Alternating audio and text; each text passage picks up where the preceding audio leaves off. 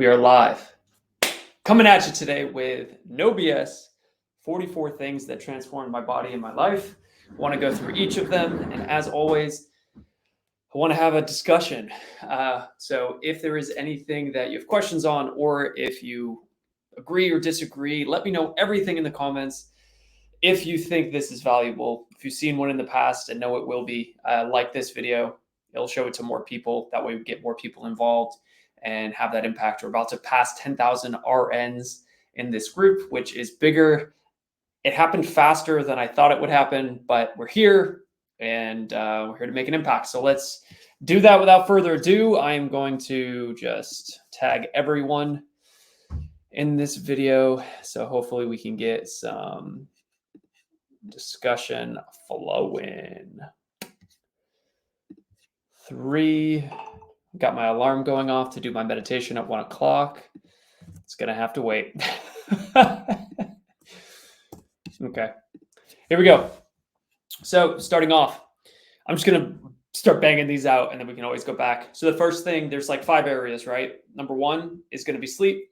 Number 2 is nutrition. Number 3 is gonna be exercise. Number 4 is going to be stress, mental health, and adherence, which I kind of broke in, put them all together. That also goes into a bit of belief as we look at adherence. Really, mental health and adherence could be 2 different categories, but for now, we're just going to clump it all together. So, talking about sleep. One thing that's helped me is fasting before bed. I know it sounds odd, but not having a full stomach, I sleep better. Now, this is also interesting because I've talked to some people and there's some evidence that supports eating carbs before bed gives you a deeper sleep and puts you into deeper stages of REM, which is very interesting. Something about serotonin that it lets out your body. So who knows? But I just know for me, fasting before bed, the most important thing is any of these things, what I'm really trying to do is not necessarily say, hey, follow this 100%. I'm trying to get you thinking about these things. Is really what it's about. Number 2 is alarm 90 minutes before bed. This is by far, unequivocally, one of the most empowering things to keep in rhythm. You know as well as I do, you get to, I don't know, you glance over at the clock and it's like 10 o'clock and you're like, oh my God, I was supposed to be in bed an hour ago, but you're all wired up and fired up. A lot of people have alarms to wake up in the morning. I have an alarm to go to bed at night. So if it's 9 p.m. bedtime, my alarm goes off at 7:30. That way, if I'm in the middle of something, it takes me 15 minutes, 20 minutes to finish it up. I put on my blue blockers, which is one of the next things. That way, it blocks the blue spectrum of light. It does the opposite of excite the brain, brings it down, and allows me to go into more restful states so that I can fall asleep faster. And if you guys are here, feel free to say, hey, in the comments, let me know if you do any of these things. And we will keep it going. Let me pull that window back up. Boop. All right. Number 3, bedtime rituals. So this goes right in the same line of 90 minutes before bed, blue blockers, block out the room. It's the same, just like you have morning rituals. You wake up, you brush your teeth, you like go put the coffee maker on. You should have bedtime rituals. Protect this time, right? You want to hold on to this time because I can promise you, a lot of people focus on their morning rituals, especially like entrepreneurs and like, people on Instagram. They're like, oh, you got to do this thing in the morning. Well, I believe your day, the best day ever starts the night before. If you want to have the best day ever tomorrow, it starts tonight. So keep that in mind because the quality of your sleep impacts obviously the quality of your days. No distractions, sleeping space. Again, this goes in line with environment, which we'll talk about adherence later. When I moved into my current house with my wife, she was like, oh, cool, we can take a TV and put it in the bedroom. And I was adamantly against it. And the reason for that is because the environment, the room in which you sleep in, just like any room that you have in your house, invites you to do things based on what's in there. When you go to a living room and all the chairs face towards the TV, what are you just naturally geared to do? Watch TV. When you go into a living room and the chairs face each other, like have you ever been in like houses and you're like, I don't get it. Why do the couches face each other and not the TV? It's because they want people to talk together versus looking at a TV, but the TV is there just in case they choose to do it. So with a no distraction sleeping space, what you're really doing is no TV. not a lot of light. Those little side lamps, I got rid of. Why? Because they put too much light. So on the end tables of my bedroom, in case you ever see it or don't, I'll tell you about it. It's candles. There's candle, and then I have a little lighter. So it's like we're living in the this not the Stone Age, but the whatever, you get it. So it creates not blue light, because a lot of the lights you turn on too, especially overhead lights, are blue and they're going to keep you awake. So no distraction, sleeping space. Understanding with partner. This is one that's just like, you got to align with your partner. Like, that's part of your environment. So if they go to bed later, there has to be an understanding of like, hey, at the very least, be quiet when you come in. Number two, like, no distraction sleeping space might also be white noise, which has helped me tremendously, because there's been times where like my wife goes to bed a few hours after me, in which case, like, she's going to wake me up. So white noise and also her being courteous has really helped if that is the case. Another thing is just having a big enough sleeping window. A lot of times, we don't sleep enough, and part of it can be because of quality, but another time is we just don't leave enough room, right? So if your goal is to sleep 8 hours a night, have a 9-hour sleeping window, right? And again, we can talk about like time management and how to prioritize that. If you want to do it now, we can. Let me know if that's something you want to talk about in the comments. For now, we'll keep going. And if you are out there, let me know you're here. I can see your eyeballs. I know you're there. Let me know you're here. A comfortable, safe sleeping space. I mean, this goes without being said, but if you're sleeping under a bridge and you're afraid of your well-being, it's not gonna, you're not gonna sleep very well. And that's something to be said, not to dive too much into this, but there's something to be said about like also your relationship, right? Are you in a healthy relationship where you sleep? If you are not, then that's something to strongly consider. Resolve internal conflicts. This is a big one. I've had a lot of clients in the past say, hey, I can't fall asleep. I have been in a position where I cannot fall asleep. And usually it's because there's something in your brain that A, your brain doesn't want to forget, and two, is unresolved. Now you might say, hey, I can't solve this problem right now. It's 10 o'clock at night. I have to talk to, I don't know, my accountant, and the accountant's sleeping, right? I can't talk to him right now. Business hours aren't open. Well, what you can do is, if it can't be resolved, write down how it will get resolved. Or if it's not going to be the whole thing gets resolved because it's simple, maybe it's complex, it's what's the first step in resolving. And a lot of times when you just take that first step and you take the guesswork out of it, your brain can slow down. You can close that mental tab, which will help you fall asleep. Meditation. Obviously, this is really powerful. Meditation sometimes gets a really weird description. And a lot of people I've heard say, I don't know how to meditate, or like, where do you start? All meditation means is just like sitting. It's just allowing yourself to be for a moment. And whether that means you think of something, it's just allowing thoughts to come to you. Sometimes you don't think of anything. We all want to get to a point where you sit down and think of nothing. That means you're clear. Inbox zero mentally. But there's 3 things that you can do. The first one is journal thoughts. This is a good one. Just, hey, brain dump. Especially if you have a very stimulating life and you feel like you're anxious. Anxious is not an identity. You are not anxious, meaning like you can experience anxiousness. You are not anxious, right? Be careful of how we label ourselves, which goes more into self-esteem and whatnot. But if you are finding that you experience anxiousness, write down your thoughts, get them all out of here onto paper. And then again, it can help you close mental tabs in your brain. And you don't need a really crazy strategy for that. There are questions that I've gone over in past videos about this, as far as like answering 5 questions. What's annoyed you today? What made you angry today? What made you sad today? And I know that sounds really negative, but those are questions that allow you to process certain emotions so they can get out of you and into paper, right? Because the reason that we feel negative emotions consistently, chronically, is because we haven't resolved them. So when you resolve them, things get better. And then you could do gratitude meditation as well, which is essentially the end of that, which, hey, despite all this, what's still lovely? And that's a good question to ask. And then, of course, circadian rhythm, right? Because circadian rhythm is going to be extremely powerful in helping you go to sleep. I can tell you that out of all these strategies, as far as getting tired at the same time every day, circadian rhythm is one of the most powerful things. Now, I know if you're an RN and you're out there and you're working overnights and you're working inconsistent schedules, yes, it's hard and it's maybe not possible, in which case this doesn't apply to you. But if it is possible, highly recommend you get a circadian rhythm. I saw the comment come through. Susan says, I love slow yoga. That's good. I think that's fantastic. I actually just recently was talking to one of the enrollment coaches that may be joining our team in the next few weeks. And he was talking about some of the things that he does for his well-being. And we got on the topic of hot yoga. And that's something I need more in my life is stretching. So but I was thinking about sauna. So like, that's kind of those two put together. I think I'm going to look for some hot yoga around me because I love a good sweat and I love a good stretch. I don't know if you guys have ever tried that. All right, let's keep going.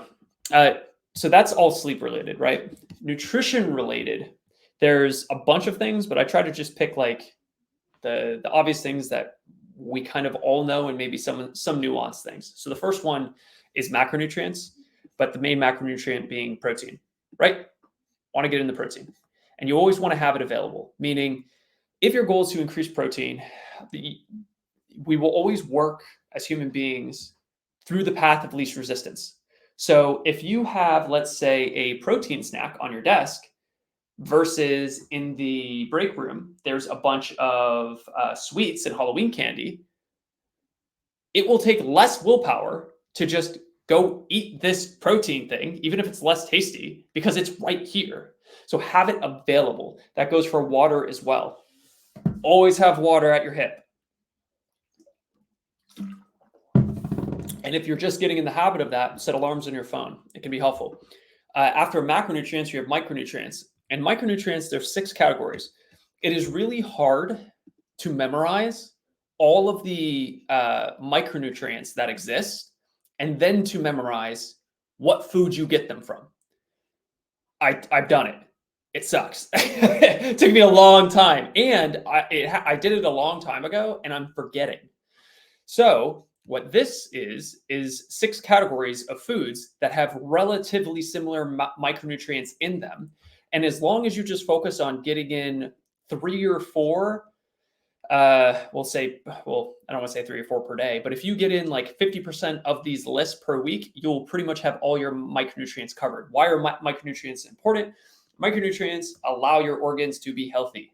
They are all of the small things that essentially allow processes to happen effectively in your body.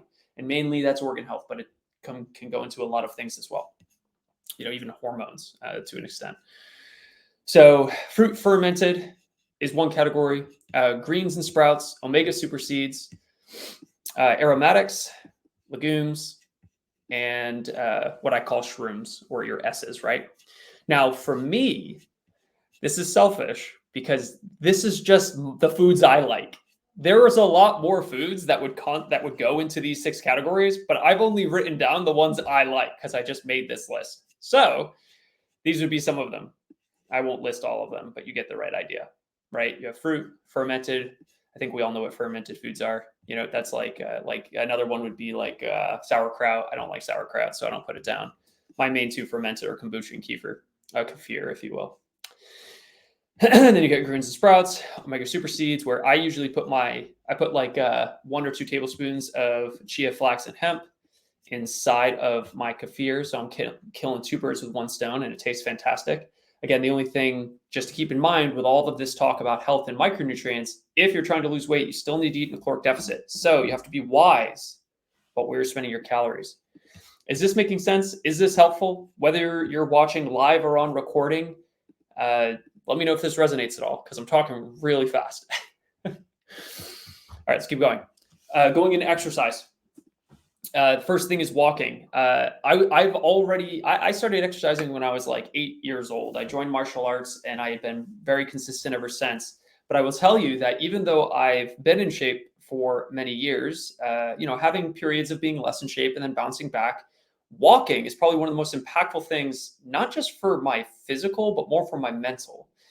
There's something that's in our, I don't know if the word is nature. I guess it could be nature. When you get away from something so close to your face. I can't remember exactly. I think it was Andrew Huberman that said there's a mammalian. There's some type of response that humans have when they look far into the distance. It actually lowers their cortisol. Or when they look side to side with their eyes for 30 seconds, it lowers their cortisol. And the idea behind that is when you look side to side, you are like not like you see your surroundings and you see you're not in danger. A lot of the times we get in our own head and we're static and we're frozen looking at a screen, whatever it is. So getting outside and just like, yeah, experiencing nature, breathing in the air, it's all fantastic. But just like looking at a distance can help our mental state as well. So walking, not even for like weight loss, right? But just to feel good. This is all about just like transforming body and life, right? This goes beyond just having a six pack. I'm not here to help you get a six pack per se. Like, sure, that might be part of it. That might be an auxiliary thing that happens, but what I'm here to do is hopefully help you improve your life. Another thing, lifting weights, obviously we all know this. We talked a little bit about it in the previous podcast. Sarcopenia is very prevalent past the age of 40. You're going to be losing a percentage of your muscle every year. And we don't want that to happen. So increasing lean body mass by doing resistance training. If you think about how muscle is formed, it's very simple. Pretty much you lift loads that your body's not used to lifting. You eat enough protein, it repairs. But over time, you need to increase the load. If you don't increase the load, you'll never build more muscle. That's why one of the most important pieces to lifting weights is progressive overload. Progressive overload. That means that every time you go to the gym, you should, especially if you're a beginner, you should be increasing weight or increasing reps. Now, there is something to be said if you're an advanced lifter where you do more of a periodization approach, maybe undulating periodization where you're, lifting heavy one day, lighter another day, whatever. But that's not the majority of people. You have to be lifting more every time. There's an old Greek story about, I think it was like Hercules or Achilles or something like that, where pretty much what he would do is when a cow was a calf, he would pick it up and he would walk to the top of the mountain and walk back. And he would do it every single day. And you might say, oh, well, that's the same weight. Well, no, because the calf turned into a cow and got strong and bigger and bigger and bigger. So every day he was lifting more weight. So like that's kind of the idea behind progressive overload. I can't remember the guy's name, but it's some Greek guy. Soft tissue release. This is super helpful for me as well. Again, it blurs between exercise and recovery, but soft tissue release has mixed reviews. It's not the biggest lever, but for me, like my neck gets tight because I do a lot of gymnastics and upper body work. So I'm like on my arms and hands and doing all that stuff a lot. So for me, like you'll see me in a lot of podcasts using this, and this is just soft tissue release. It's pressure into a muscle. And what it does is promote blood flow to the area. It doesn't do anything crazy like people will say, breaking up your fascia or whatever. What it will do is promote blood flow. Think of it like if you get slapped really hard and then the area is red, that's blood rushing to the area. Blood carries the nutrients, which means you'll recover faster as long as you're eating good stuff. One max effort set. This is something more just very personal. I found that going into and this isn't for everyone, but going into my training, I was doing a lot of volume at one point. I was doing like 24 to 50 to 30 sets per workout of like high intensity. And that was like really weighing on me mentally. So I found that just going in and doing one max effort set, I was getting more out of, not just physically, but also mentally, because I was doing way more resistance, like doing way more because I knew I didn't have to do a lot of it, if that makes sense. Another piece is empowering music, super beneficial. Getting to the point of almost like an emotional release when you're exercising can be really beneficial, because what that does is, as long as it's a good feeling as well, and good feelings don't have to come from positive emotions. Good feelings can come from negative emotions too, like pushing through something.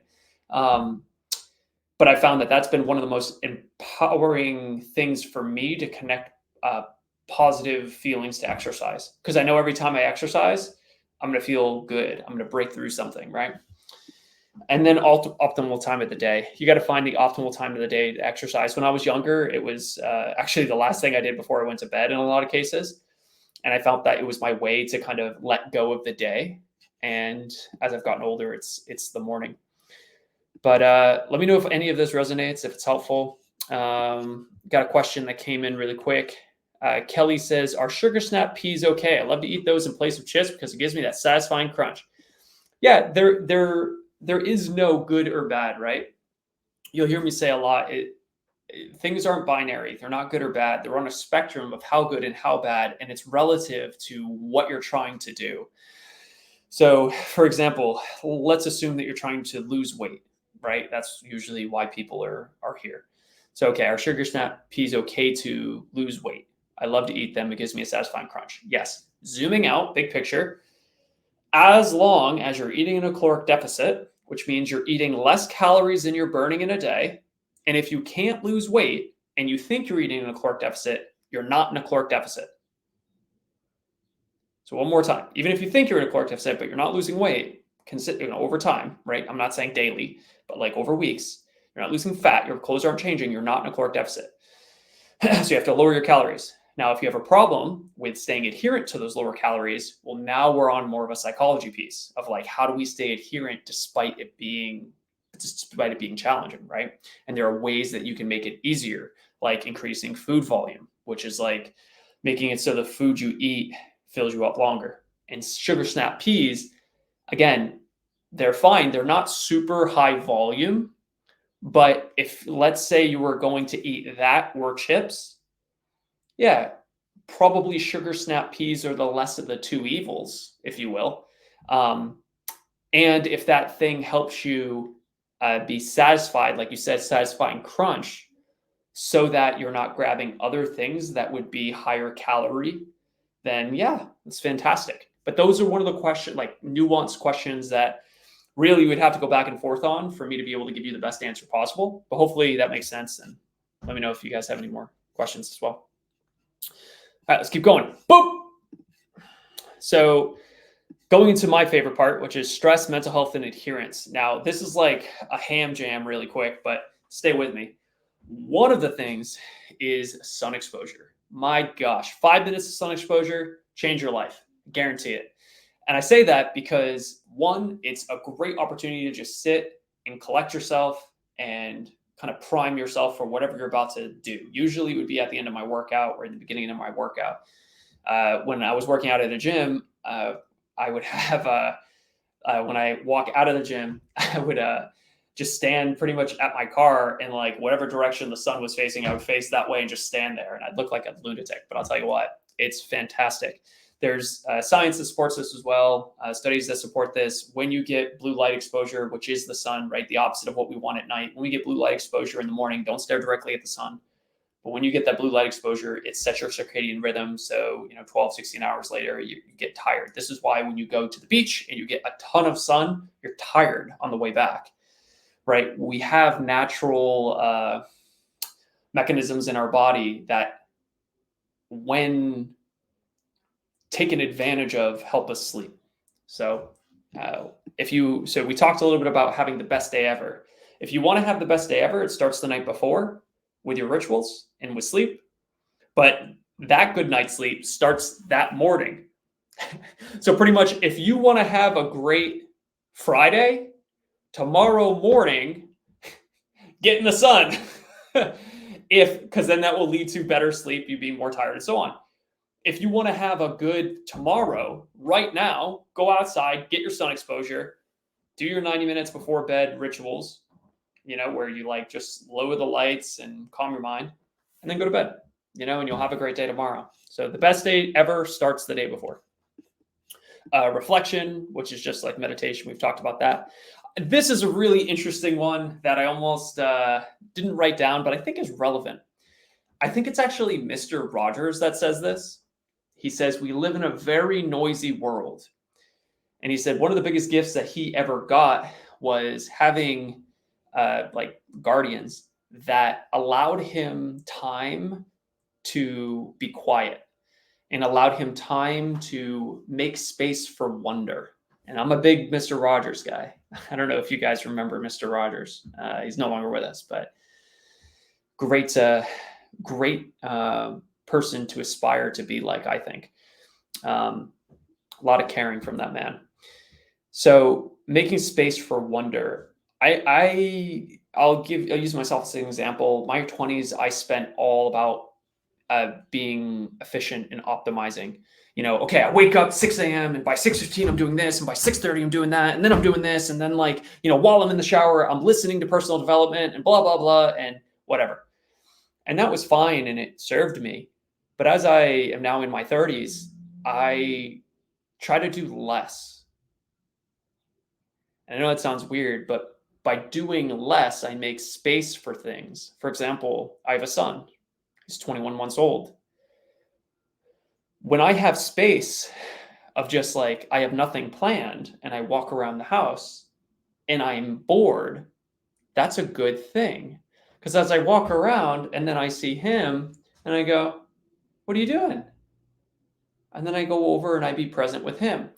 If I never made space for nothing, the white space in your calendar, that never is possible. So making space for wonder has become a priority of mine when creating my day. So funny stuff.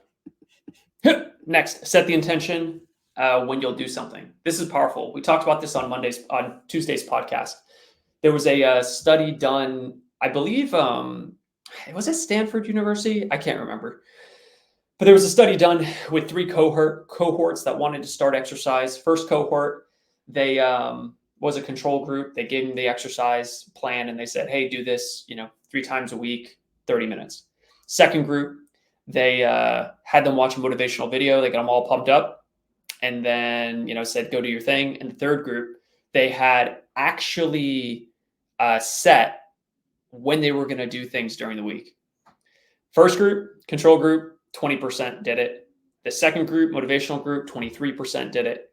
The last group, that no motivation, all they did was set the intention. And the number's 80, I don't remember exactly, 82% of people did it. Wild. So when you want to do something, set the intention or it won't happen most likely. Ooh, I'm messing up my collar a little bit. Another piece to that is add positive input. People, podcasts, any media, right? We've talked a little bit about this in the past. If you want to change your results, you don't change your results by changing your actions. You actually don't have as much control over how can I say this? I don't want to say you don't have control, but I'll say it's a lot easier to do actions when you don't need willpower. And how a lot of people approach change is they say, "I want a different result with my body. Therefore, I will change the action. Go." But the problem is a lot of time that requires willpower. The key to essentially removing willpower from the equation altogether is by changing your input, because your input changes your thinking. What you're thinking is your beliefs and everything that you think of yourself and how you value your values. And that changes your actions, which you pull towards it now because it aligns with you, and then it changes your results long term. So yes, add positive input, but even more importantly, remove disempowering input.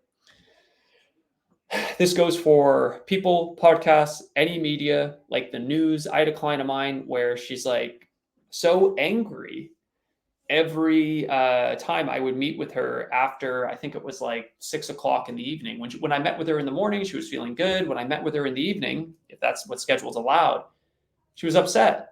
And I'm like, "What's going on?" I'm like, "I've noticed this trend." She goes, "Oh, I've never noticed it."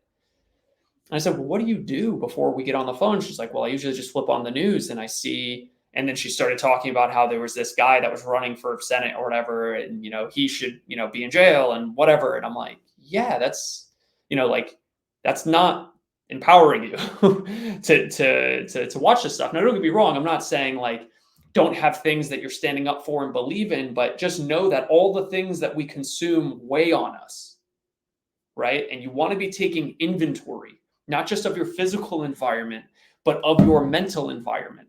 And it's harder to do for the mental because you can't tangibly touch it, but it's just as real and just as important. Take inventory of what you're allowing into your brain. There's I think it was Jim Rohn that said every day stand guard at the door of the gate of your mind, and make sure nothing bad gets in, or something like that. He said also famously that your worst enemy could come by and put sugar in your coffee, and you just have some sweet coffee.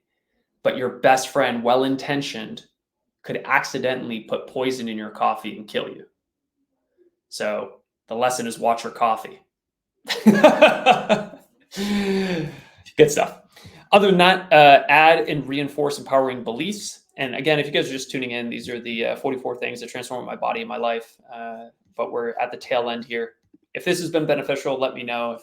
If this is not relevant at all to you, let me know in the comments too. Or if you just have any unrelated questions about your body, your health, let me know. I'll answer them to the best of my ability.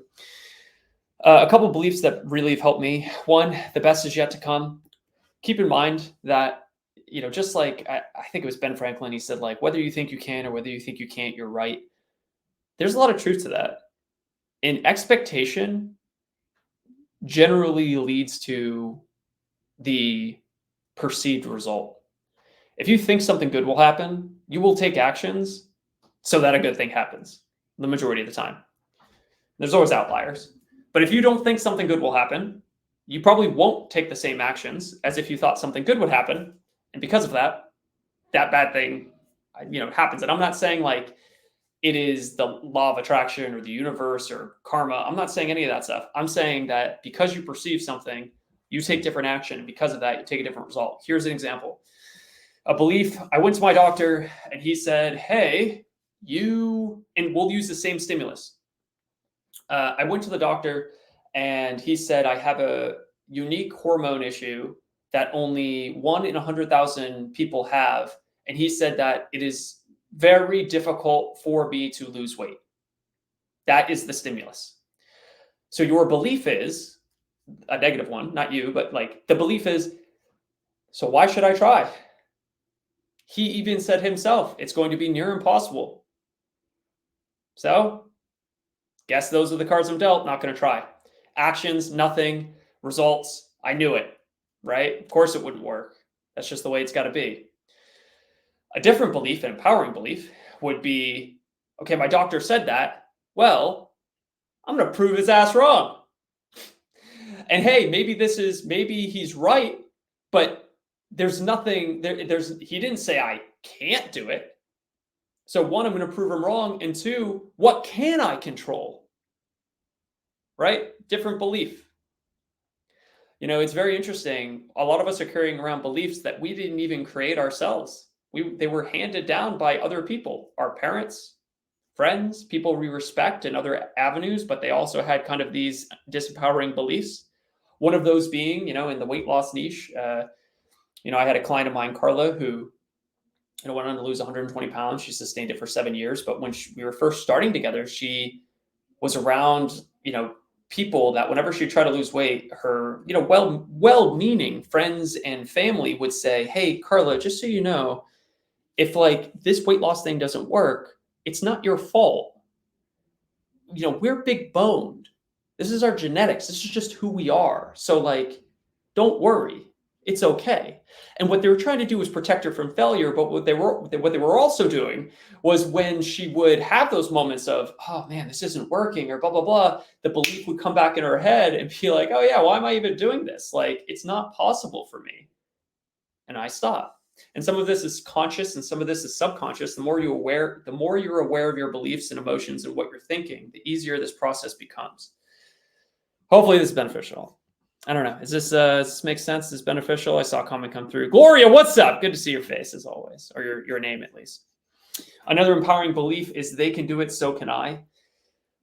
One of the reasons that we try to, without being annoying, post client success in this group is because we want you to see, okay, this person's around my age, around the same amount of kids, around the same point in life. Wow, they felt the same way I did. They did it. They did it, so can I. Versus, oh, they did it. They must have been lucky. Same stimulus, two different outcomes. So empowering belief, they can do it, so can I. Another belief that's really helpful is every failure is a learning opportunity, and learning equals growth, and growth is how you get better results. So failure is only failure in the negative connotation if it happens and then you stop. Otherwise, failure is really just a stepping stone. That's it. Like if I look back over my career, if you will, I've had a lot of failures. like, and I'm not even aware of a lot of them until I sit down and actually try to list them, which I did recently to prove a point to somebody. Because they look at somebody can easily look at where you are and say, "Wow, you're so lucky." It's like sure, maybe luck was a part of it, but it's like, look at all this shit I dealt with, and hey, you have too. And look, you've learned. And maybe we usually all have areas of life that we feel very good in, like whether it be our career, which is usually what I find with a lot of clients we work with. And now we're just taking those same beliefs about like what we believe about ourselves at work, and we're just moving them to physical body. And it takes time to do, but very helpful. Another one is I measure my performance by my actions, not my results, or I measure this can also go into like I measure my results, or I measure my self-worth to a degree by my actions, not my results. A lot of people, when they're starting exercise or starting a weight loss journey, they start doing actions, right? And then depending on what the scale says will determine how they feel about those actions, or about themselves rather. And if you feel bad about yourself, you don't want to face that very often. So you stop so you can get rid of the pain. Where instead, if you could never fail because you just measure you can't fail by not getting results. Because look, if you do the actions enough, the results will come, even if they don't come as fast as you want. But if you measure your self-worth by, did I do the actions? Did I do what I said I was going to do? That's reaffirming, right? And then you build the identity and you gather evidence. And if you have a low self-esteem and you haven't been able to build that yet, you just need to start really small so you can gather evidence. Because the way that you create new beliefs is evidence. And if you see yourself as a certain way, it's really simply because that's the evidence up to this point. For example, you might say, "Oh, I'm not in shape. I'm not an athlete. I've never cared about my health." Cool. You have evidence to back that up based on your actions. But if you want to create something new, like I am an athlete, or I take care of my body, or I prioritize my health, you don't start by not eating anything non-optimal, or like only eating fruits and vegetables. You do it by doing one more thing today than you did yesterday, just one little difference. And over time, you collect this body of evidence to where you win the election, if you will. You don't need to do everything perfect. You just need 51% to win the election by popular vote. And I'm talking about the election of your identity. Another empowering belief is I measure my performance. Oh, I already said that. Another empowering or a way to, or not a way, more disempowering beliefs that you should break because they might be holding you back is I'm too old to start now. My oldest client was 78, and I've talked to people in their 80s and 90s. My grandmother is 90 years old, and I am still, I don't want to say helping her, but she is still doing things to improve. And as we talk, it's like, hey, yeah, I get it. Like, you don't have to go to the gym and do these things though. Like, so I'll give you a quick story. Like, she's 90 years old. Recently, I think it was her caregiver, installed a ramp on her front 3 steps for her house. And I think that's in part okay.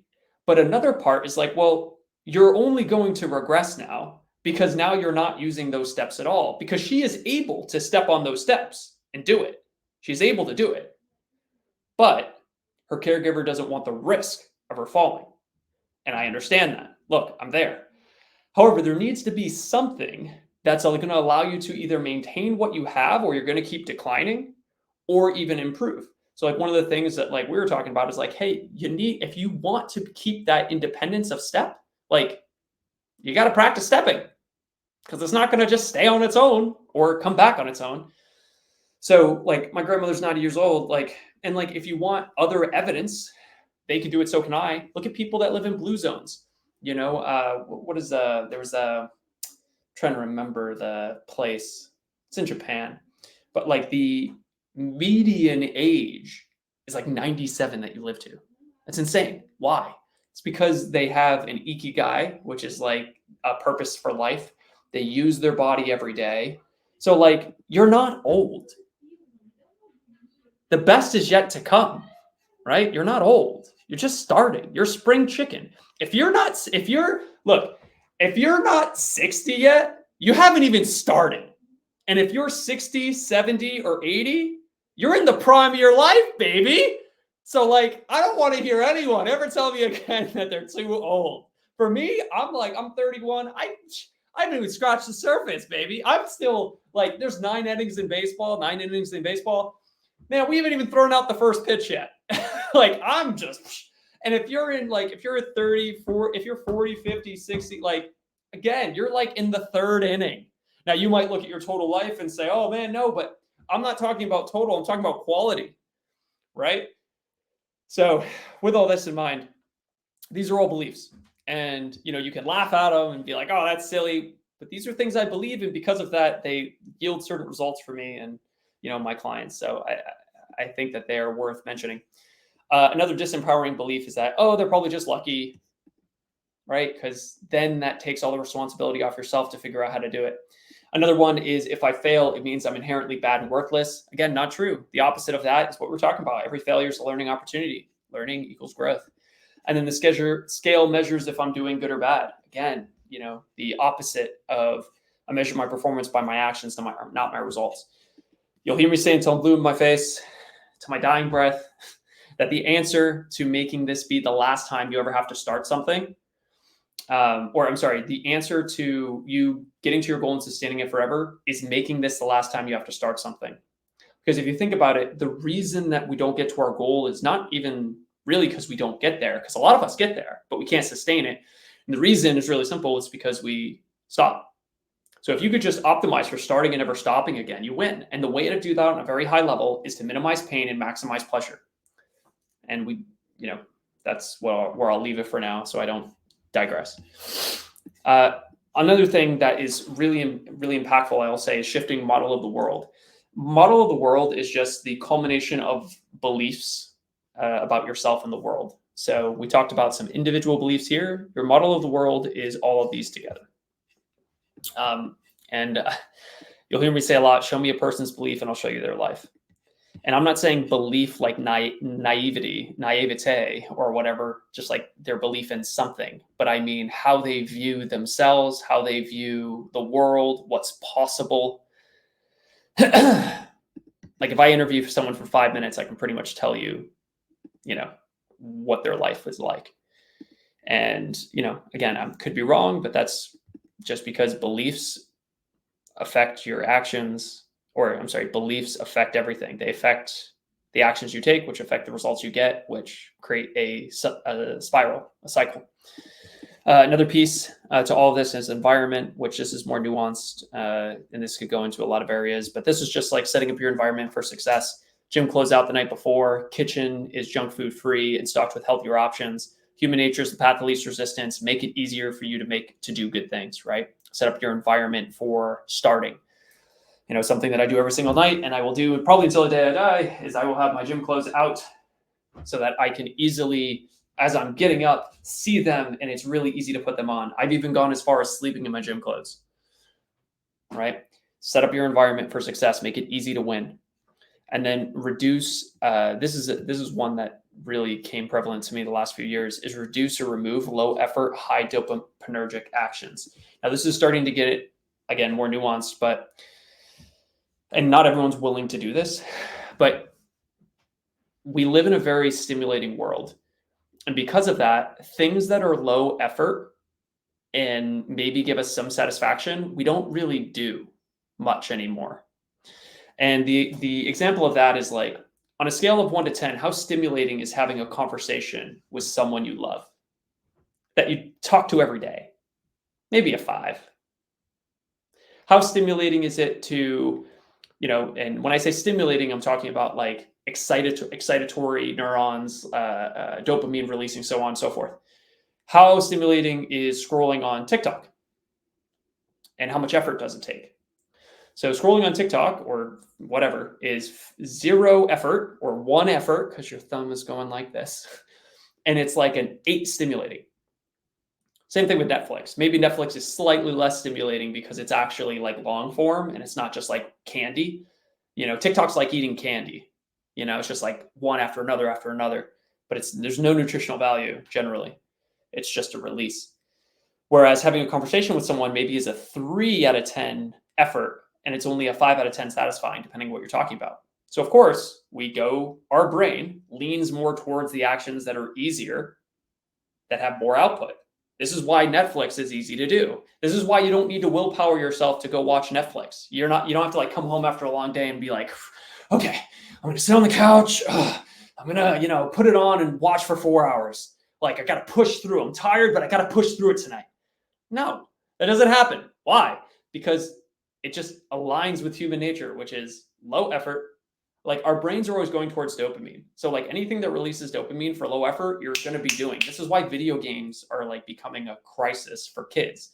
And it's because, same thing with social media, crisis, because they don't want to do homework. Why?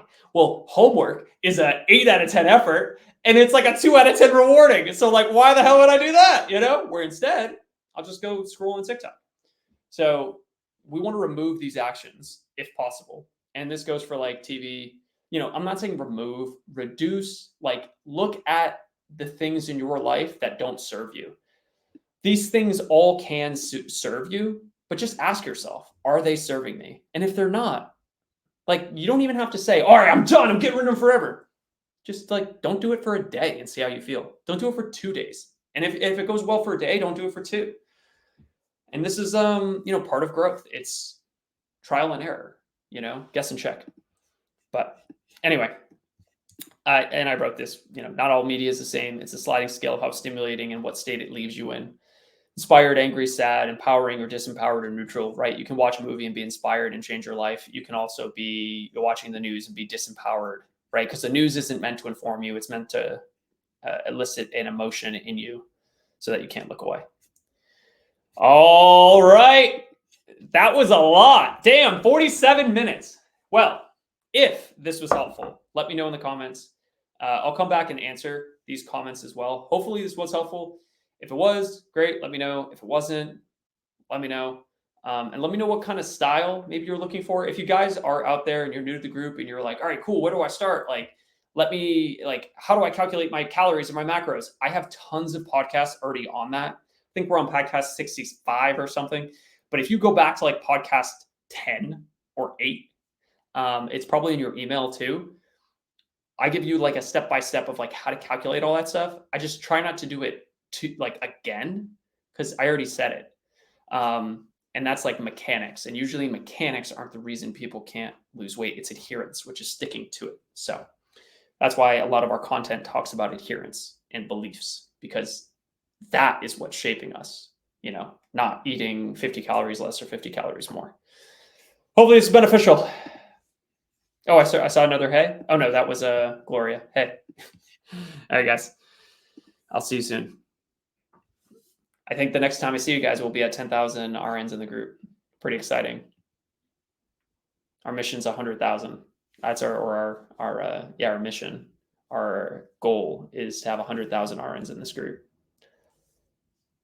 So kind of fun. Have that impact. I'll see you guys soon. Bye.